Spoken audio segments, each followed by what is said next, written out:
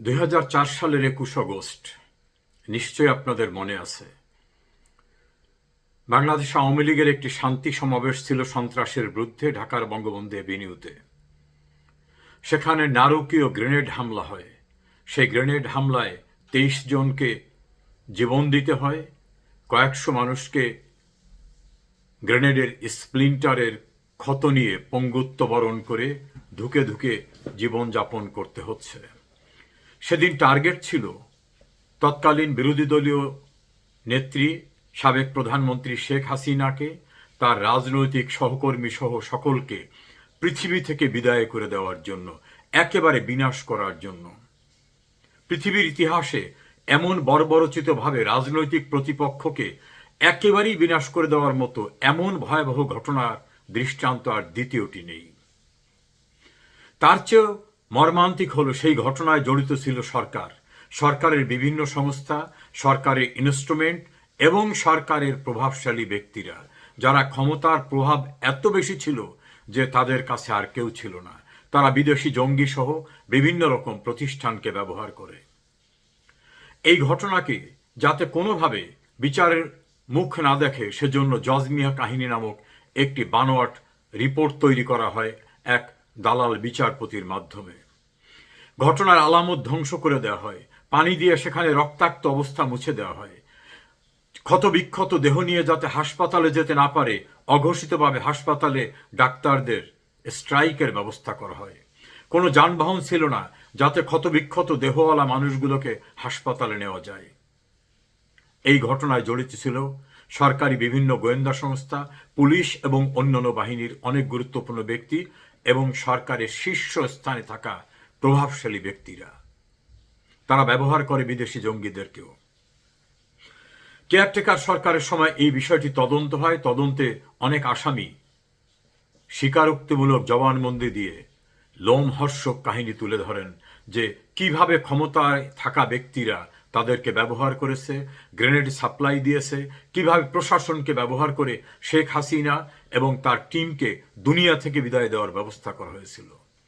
এই মামলার বিচার হয়ে যায়। বিচার হয়ে যাওয়ার পরে কিছু ব্যক্তিদের শাস্তি হয়। অ্যাপিল পেন্ডিং থাকা অবস্থায় নানা কারণে হাইকোর্টে আর শুনানি হয়নি। শেখ হাসিনা সরকারের উচ্ছেদের পরে দ্রুতগতিতে মামলাটির শুনানি চলে আসে। তড়িঘড়ি করে শুনানি শেষ হয়ে যায়, সব আসামি খালাস পেয়ে যান। সে বিষয় নিয়ে কথা বলবো, তার আগে একটি ছোট ভিডিও দেখি। সেই সময় আসিফ নজরুল কি বলছিলেন, কারণ খুবই প্রাসঙ্গিক।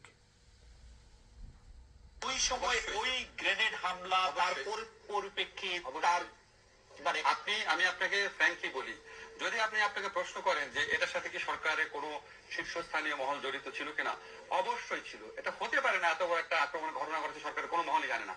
সেকেন্ড কোয়েশ্চেন, আপনি যদি বলেন বিএনপি কি এই হত্যার ঘটনা 21 আগস্ট আক্রমণের ঘটনা ধামাচাপা দিতে চেয়েছে, অবশ্যই চেয়েছে।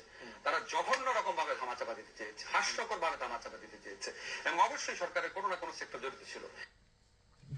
এটা হলো আসিফ নজরুলের বক্তব্য। আমরা আরেকটি বক্তব্য শুনি যে সেই সময় ক্ষমতাসীনরা কি বলেছিলেন। তারা এই গ্রেনেড হামলাকে কত হালকা করে দেখেছিলেন, কি বলছিলেন তারা। উই আর টোটালি ওপেন, আমরা টোটালি ওপেন। আমরা চাচ্ছি একটা কথাকে, আপনার বারবার আমি একটা কথাকে জোর দিতে চাচ্ছি। প্রথম হচ্ছে, যারা করেছে তারা দেশের শত্রু, জাতির শত্রু, জনগণের শত্রু, এই বাংলাদেশের শত্রু। এই দেশে আজকে আমরা সকলে মিলে আছি, আমাদের সকলের শত্রু, এবং সেই শত্রু যদি যেই হোক তাকে আমরা স্পেয়ার করব না। দ্বিতীয়ত হচ্ছে না, শত্রু আইডেন্টিফাইড না, we are open, we are looking for শত্রু। না, এগুলো কোনো ক্ষতই না, এটা জাতির দুর্ঘটনা। এরকম জাতির জীবনে বহু দুর্ঘটনা ঘটে, পৃথিবীর বহু দেশে এরকম বহু দুর্ঘটনা আছে। এখানে কোন জাতি সারা জীবন কান্নাকাটা করে, এগুলো কোনো বিষয়ই নেই। বর্তমান প্রেক্ষাপটে দাঁড়ায় ওগুলো কোনো বিষয়বস্তুই না। ডক্টর মোশাররফ হোসেন, বিএনপির স্ট্যান্ডিং কমিটির মেম্বার, তিনি বলছেন যে এটা একটা দুর্ঘটনা, এটা কোনো ক্ষতই না, এটা কোনো বিষয়ই না। আর আসিফ নজরুল বলছেন যে এর দায় বিএনপি এড়াতে পারে না, অবশ্যই বিএনপিকে দায় নিতে হবে। আর বাস্তবতা কি হলো, আসিফ নজরুল যখন আইন উপদেষ্টা হিসেবে দায়িত্ব নিলেন, তারপরে তড়িঘড়ি করে সব আসামি খালাস হয়ে গেল এবং এই মামলায় আসামিদের স্বীকারোক্তিমূলক জবানবন্দি রয়েছে, সাক্ষ্য প্রমাণ রয়েছে এই মামলার সঙ্গে সম্পৃক্ত যারা, তারা নিজেরা স্বীকার করেছে কিভাবে তারা ঘটনা ঘটিয়েছেন, তাদেরকে দিয়ে কিভাবে মিটিং করানো হয়েছে, কিভাবে তৎকালীন প্রভাবশালী ক্ষমতাবান ব্যক্তিরা কিভাবে জড়িত ছিল। তড়িঘড়ি করে কিভাবে খালাস হয়ে গেল। আসিফ নজরুল সংক্রান্ত খুবই গুরুত্বপূর্ণ তথ্য পেলাম। কিভাবে তিনি প্রলোভন দেখিয়ে বিচার ব্যবস্থাকে প্রভাবিত করে আওয়ামী বিরোধী শিবিরের কৃপা অর্জনের জন্য এত বড় নির্মম মর্মান্তিক বর্বরচিত ঘটনার সকল আসামিকে খালাস হয়ে যাওয়ার প্রক্রিয়ায় ভূমিকা রাখলেন, সে তথ্য পেয়েছি। আসিফ নজরুল দিন কাহারও সমান নাহি যায়, বয়সে আমার চেয়ে অনেক কম তিনি। গণমাধ্যমে বিভিন্ন সময় কথা বলেছি, একত্রে চলাফেরা করেছি, তার সৌজন্যবোধ থেকে কখনো ঘাটতি দেখিনি। কিন্তু আমাকে অনেকে মনে করিয়ে দিল, যুদ্ধাপরাধীদের বিচারের জন্য যে গণ আদালত হয়েছিল সেই প্রক্রিয়ায় আসিফ নজরুল জড়িত ছিলেন। তিনি মাওলানা দিলওয়ার হোসেন সাঈদীর বিরুদ্ধে বড় আর্টিকেল লিখেছিলেন।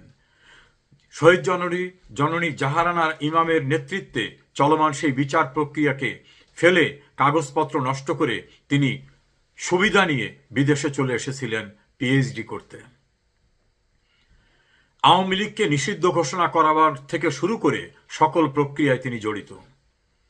৭১-এ যুদ্ধাপরাধীদের বিচারের প্রতিশোধ হিসাবে শেখ হাসিনা এবং অন্যান্যদেরকে সেই একই ট্রাইব্যুনালে অত্যন্ত বিতর্কিত উপায়ে যারা যুদ্ধাপরাধীদের আইনজীবী ছিল তাদের ব্যবহার করে যুদ্ধাপরাধীদের পক্ষে যারা ছিল তাদের বিচারক হিসাবে বসিয়ে এই আসিফ নজরুল ৭১-এর বিচারের প্রতিশোধ প্রক্রিয়ায় নাটের গুরু হিসাবে দায়িত্ব পালন করেছেন। এমন গুরুতর অভিযোগ তার বিরুদ্ধে। অভিযোগের সেখানেই শেষ না, তার বিরুদ্ধে অভিযোগ তিনি দায়িত্ব পালন করার সময় ভয়াবহ দুর্নীতি অনিয়ম করেছেন। এটা একসময় হয়তো তদন্ত হবে, সে বিষয়টা আমরা একটু শুনি। Welcome to Harlan's Bank. Revolut. Millions of interest paid daily and withdrawn.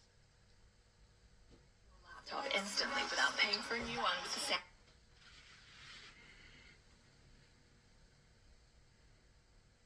SanDisk Extreme Fit Drive. SanDisk. সাবেক আইন উপদেষ্টা আসিফ নজরুলের বিরুদ্ধে এবার শত কোটি টাকা দুর্নীতির অভিযোগ উঠেছে। সারা দেশে জমিন কেনা বেচার কাজে তদারকিতে থাকা কর্মকর্তাদের বদলি বাণিজ্য করে এই বিশাল অঙ্কের অর্থ হাতিয়ে নেওয়ার দাবি উঠেছে। যেই লেনদেনে আসিফ নজরুল ও তার সঙ্গে তার সহকারীর নাম উঠে এসেছে, এমন অভিযোগ করেন সুপ্রিম কোর্টের আইনজীবী ব্যারিস্টার এম সরওয়ার হোসেন। বুধবার দুর্নীতি দমন কমিশনের কার্যালয়ে ব্যারিস্টার এম সরওয়ার হোসেন আসিফ নজরুলের নামে অভিযোগের আবেদন জমা দেন।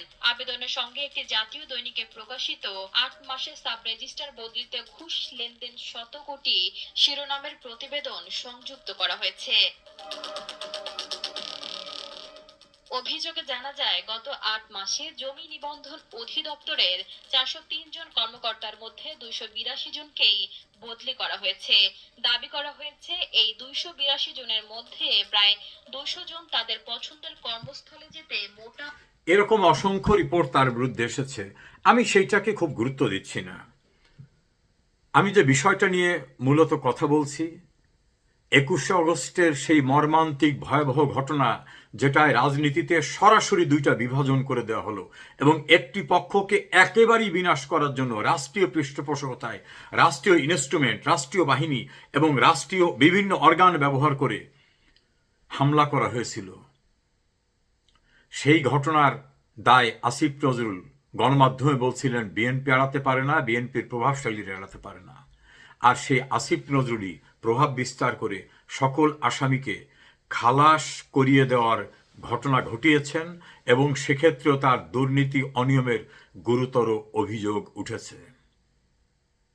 এত বড় বর্বরচিত মর্মান্তিক নারকীয় ঘটনাকে তিনি ধ্বংস করার চেষ্টায় জড়িত, এমন গুরুতর অভিযোগের তদন্ত টুডে অর টুমরো অবশ্যই হবে। যে যুদ্ধাপরাধীদের বিচারের জন্য গণ আদালত প্রক্রিয়ায় তিনি জড়িত ছিলেন, সেই যুদ্ধাপরাধীদের বিচার কেন করা হলো, তার প্রতিশোধ হিসাবে যারা বিচারের সংগঠক ছিল, আয়োজক ছিল, তাদেরকে সেই একই ট্রাইব্যুনালে সম্পূর্ণরূপে সাজানো বানোয়াট বিচার করে ফাঁসির রায় দেওয়ার মতো ঘটনার কুশীলব আসিফ নজরুল। একই অঙ্গে তার এত রূপ। একদিন সব প্রশ্নের মুখোমুখি হতে হবে আসিফ নজরুলকে।